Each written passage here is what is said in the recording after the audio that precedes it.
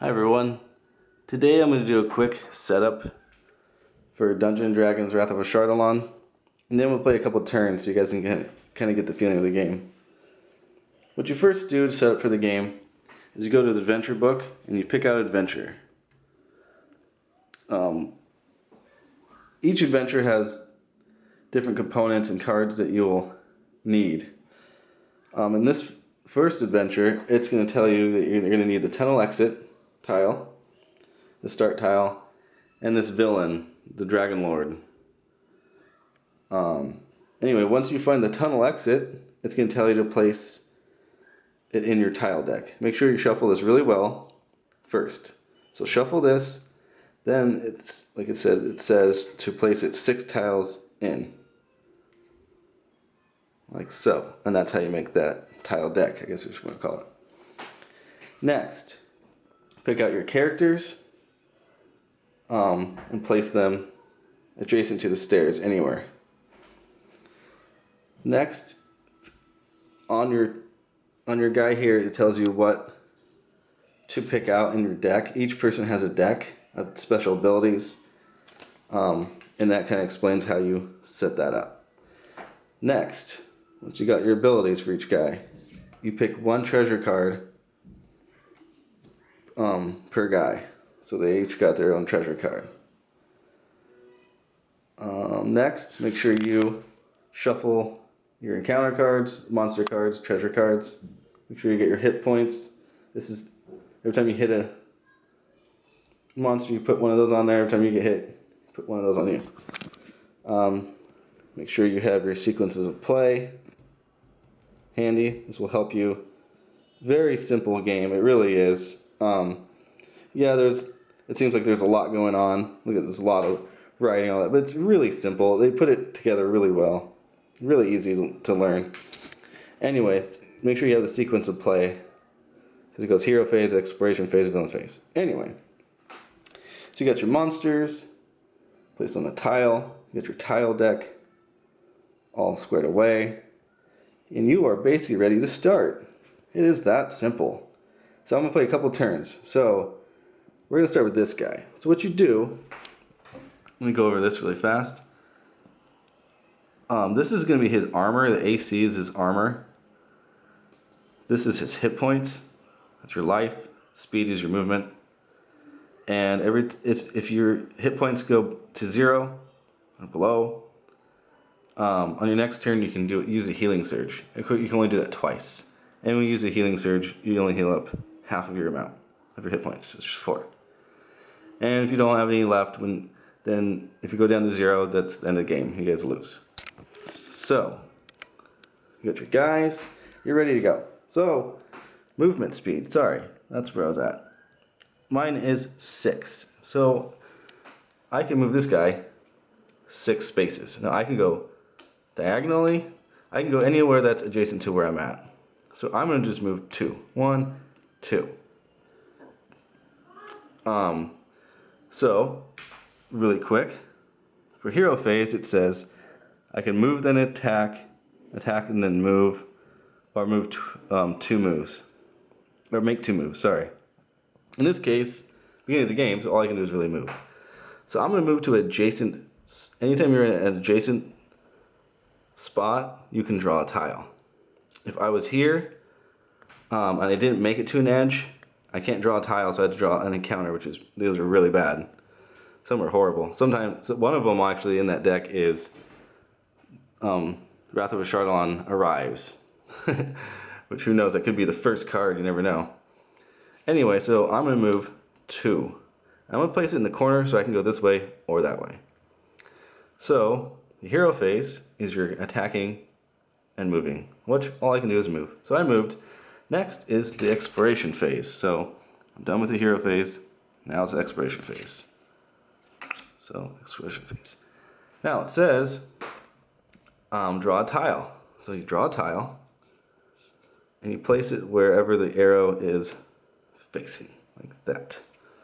And I like how this locks in, so you can move it around if you ever need to. Because sometimes this board gets crazy and you'll have to move it to make more room. So I kind of like the whole locking system. Anyway, back to the tile placement. You place the tile, And you got to look at this arrow here. If this was white, you're basically good. Because what that means is at the end of my exploration phase, I'm going to have to draw an encounter card. Just like if I didn't make it to an edge, I had to draw a counter card. Well, I have to do one anyway. So we'll get there in a second. So you got to make sure to pay attention to that black arrow. Don't forget about that. So anyway, you place your tile, and then anytime you see a door, this is a door. Boom. Put a door token, I guess, on it. And of course, you got a bunch of them here. Anyway, each Dungeon Dragons, by the way, has their own little like theme. This one had the door mode, I guess you want to call it. But anyway, back to the placing the tile. You place the tile. You gotta make sure you remember that. Put any door tokens on there, and then you have to draw a monster. So what you do is draw a monster, like so.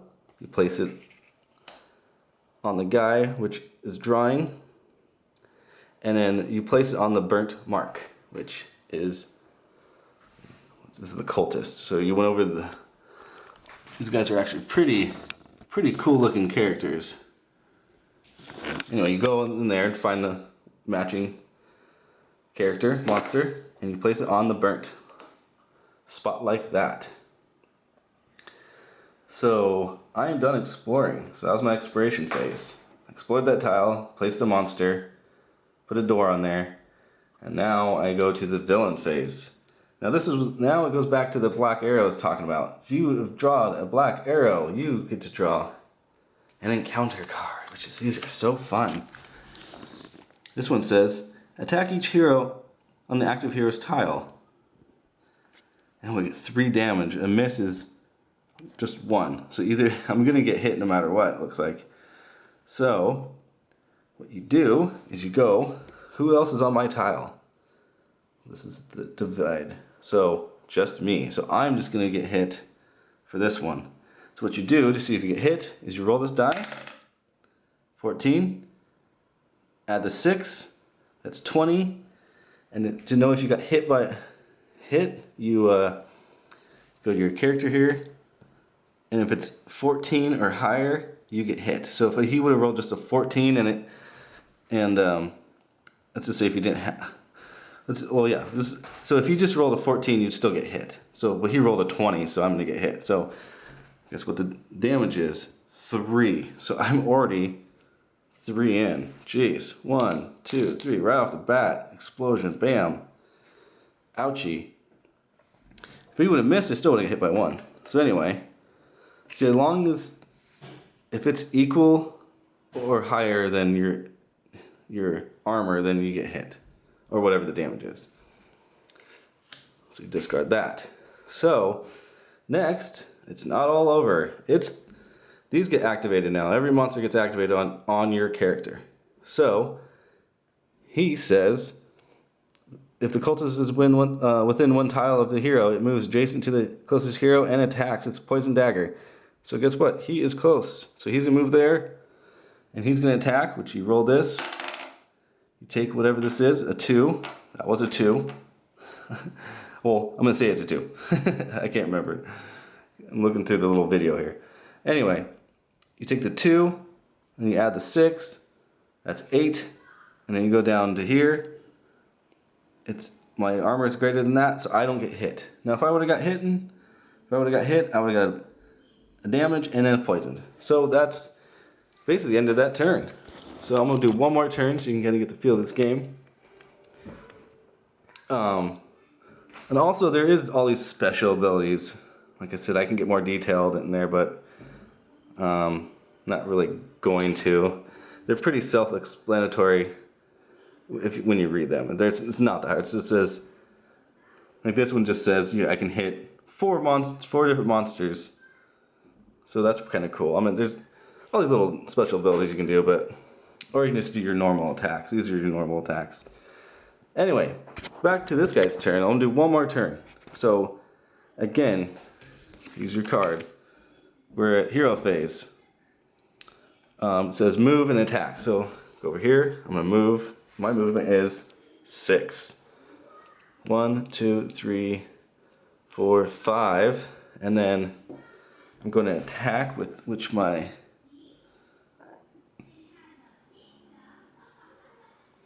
oh, that's cool too. I have a throwing shield. That's awesome. That's a good treasure. I'm glad I got that one. But anyway, I'm just gonna use this for now. So I'm gonna attack him with, and only have one. I'm only gonna be delivering 1 damage, which that's all he has here. Because on his card, it tells you how many hit points, which is just 1. So if I hit him, then he dies. So what you do is you roll. That is a 12, 7, 19. Excuse me 1 second. Someone's trying to call me. Anyway, so you go 12. Where was I? Sorry. 12 plus 7, that's 19. So I'm going to hit him for 19. His armor is at 14. So I did enough damage to hit him. And the damage is just 1. So guess what? That's enough. So, boom. He is gone. And guess what? When you kill someone, you get to pick a treasure. And they all do different cool things. This one says I get to re-roll another die.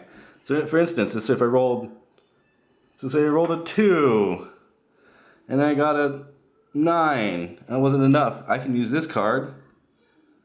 I flip it over, I re-roll, and I still would have not hit him. So that wouldn't have worked. But anyway, but it lets you re-roll, try to do it again. So treasure cards are cool. Every time you kill, let's say if you killed 5 monsters with one guy, you can only grab 1 treasure card. So, but I only killed 1, so I grabbed 1. Anyway, and you just place that there when you're willing to use it. And let's just say if I didn't hit him with this, then I actually have a cool item that allows me to attack again, which is pretty cool. So back here, I moved and I attacked, I killed him, got a treasure, and then I have 1 more movement. I can move there, and then I draw another tile. Make sure your arrow is facing your guy or where you're coming from, and probably would have been better if they faced it the other way, the arrow pointing that way, because that's where you're going. Anyway, make sure your arrow is facing that way. Draw a monster. Place it on the active guy, whoever was drawing. And then you look for that monster. So I'm looking for this archer. So you're grabbing the archer, you place it on the burnt spot. And that's the end of my exploration phase. So again, I moved. So my hero phase, I moved, attacked, and then I'm done with my hero phase. And then I moved on to exploration phase, which I drew a tile, placed a monster. There was nothing else. I didn't add a door or anything. So after you place a monster, then it goes down to so that's done with exploration phase. Is finished. Then you go to the villain phase, which is if you've drawn a black arrow, which I have. You go to encounter. You draw this. This is environmental, which just stays in play until the next one comes. And this one's saying, at the end of each exploration phase, if the hero does not control at least 1 monster, he or she draws a monster card and places the figure on the closest unexplored edge. Ooh, that's a nasty one. You can cancel these out, the encounter cards, if you have there's these experience points. If you have 5 of them, you can cancel them out, unless it tells you can't. So let's just say if I had killed a bunch of monsters, and then I had enough to, if I had 5 experience, I could have canceled that out. And even if you had let's just say all you had was like a 3 and a 3, and you had 6, you can't keep the extra experience point. So you basically get lost. Like if this guy was worth 3 and you only had another guy with 3 experience, that would be 6.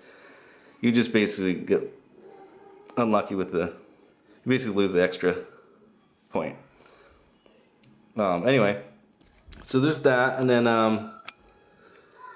let's see. So I did, villain phase, and then of course then you activate it. So I drew a tile, placed a monster, then went to the villain phase.